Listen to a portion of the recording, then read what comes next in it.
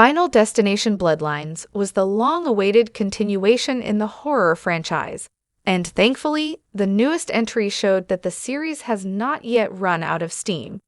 Bloodlines reviews were excellent, and with a franchise-high box office, the film brought Final Destination back into the conversation surrounding the most iconic modern horror series. However, while the movie was great, it unfortunately disproved a popular fan theory surrounding one of the franchise's most beloved characters and their potential survival in the universe.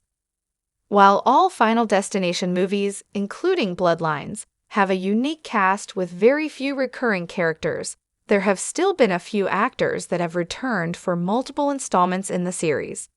The most notable of these characters was Tony Todd's William Bloodworth, who served as a mentor to the main characters in several films, appearing in Final Destination 1, 2, 5, and Bloodlines. Bloodworth's appearance in the most recent project was a touching send-off to Todd, who unfortunately passed away not long after filming, but it also revealed some very interesting information about the franchise. During Bloodlines, when Caitlin Santajuana's Stephanie Race and her family meet with Bloodworth to figure out how to beat death, the character mentions that the only person he has known to cheat death was the protagonist from Final Destination 2, Kimberly Corman. During that film, Kimberly was placed on death's list due to her survival in a car crash on the highway and had a very similar role to the rest of the Final Destination protagonists.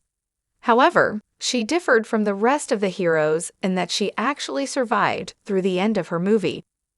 One of the major rules of death in Final Destination is that being technically dead before being resuscitated is one of the only ways to escape being on the list. Kimberly drowned to save Officer Burke, but was brought to a hospital and revived, managing to finally escape death.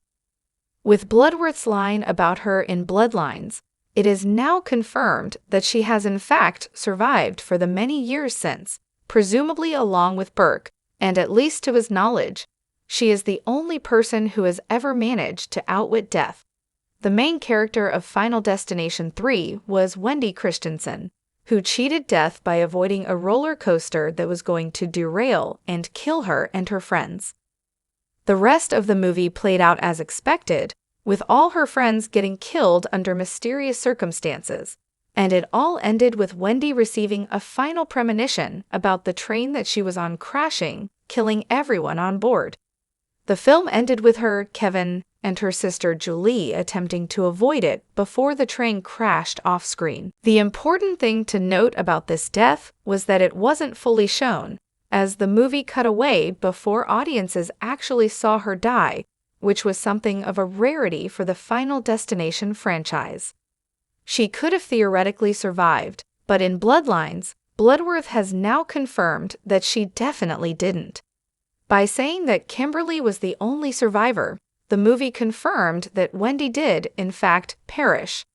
That would have been an easy assumption to make, given the nature of the franchise, but it wasn't confirmed until now. As Final Destination 3 came off the back of the second film, in which Kimberly definitely survived, at least until that movie's ending, the idea that Wendy could have lived as well seemed like a fairly reasonable interpretation.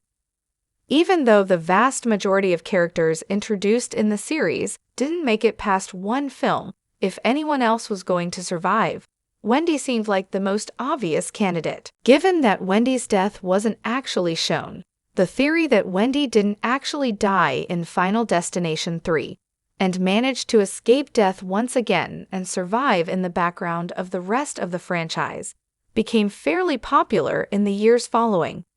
From a realistic perspective, the idea that she was able to survive a train crash moments before it happened was always far-fetched. But given that the series is about people cheating death with premonitions about the future, anything could be possible. The fact that her death was very ambiguous also fueled second thoughts about her fate, as many of the major deaths in Final Destination are very brutal and gory, with the audience being given the time to really process the horror.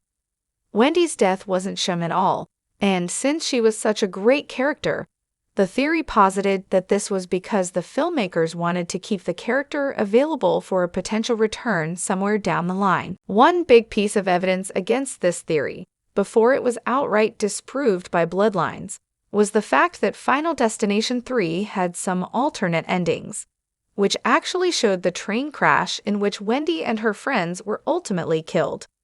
While alternate endings aren't strictly canonical, as things changed drastically from shooting to editing, it did show that the original intention was that Wendy died. The fact that they changed it was a good indication that she could have survived, but that's no longer the case. While Winstead is a great performer in every role, including Wendy, and seeing returning franchise legacy characters is usually a pretty fun way to make a sequel more exciting, bringing Wendy back could have potentially undermined the entire series. The entire point of Final Destination is that no one can escape death, and the more people are revealed to have survived their encounters with it, the more that concept starts to feel flawed, and the movies will definitely start to lose their punch. With Bloodlines confirming that Kimberly was still alive, there would definitely be no need for Wendy to become another survivor in the franchise. This is definitely a case where one is enough, as it makes Kimberly a rare exception, not just one of the many who happen to make her way off death's list. The more people that escape death, the more the stakes are lessened. Unless the filmmakers have an excellent idea of how to use those characters, they are usually better off staying dead, which fortunately, Final Destination's Bloodlines seem to understand.